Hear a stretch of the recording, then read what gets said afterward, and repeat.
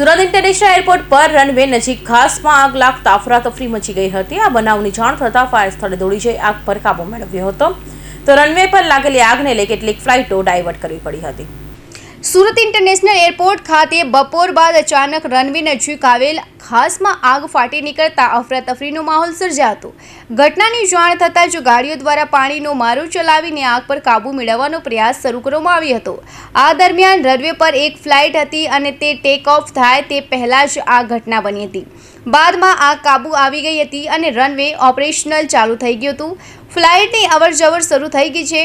સુરત દિલ્હી 2 કલાક 51 મિનિટ મોડી રવાના થઈ હતી તથા 3 ફ્લાઇટ હેલિકોપ્ટરને ડાયવર્ટ કરાયા હતા।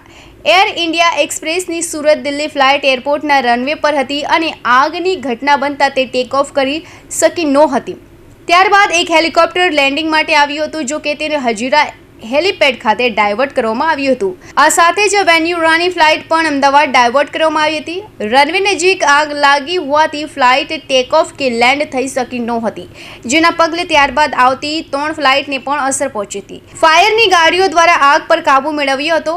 દરમિયાન એર ઇન્ડિયા એક્સપ્રેસની સુરત હૈદરાબાદની ફ્લાઇટ પણ સુરત પહોંચી ગઈ હતી, જેને અમદાવાદ ડાયવર્ટ કરવામાં આવી હતી। ત્યારબાદ બેંગ્લોર સુરતની ફ્લાઇટને પણ વડોદરા ડાયવર્ટ કરવામાં આવી હતી।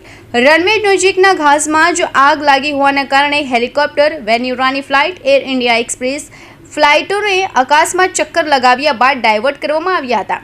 તો આ અંગે એરપોર્ટના ડિરેક્ટર આનંદ સરવાએ જણાવ્યું હતું કે 1:30 વાગ્યા આસપાસ ઓપરેશનલ એરિયામાં ઘાસવાળા વિસ્તારમાં આગ લાગી હતી। આગ બર્થ હીટથી બચવા માટે વપરાતી ગેસ ગનમાંથી નીકળેલા સ્પાર્કના કારણે લાગી હતી।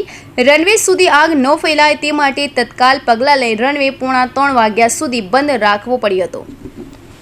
Bureau report, Hind TV news, Surat.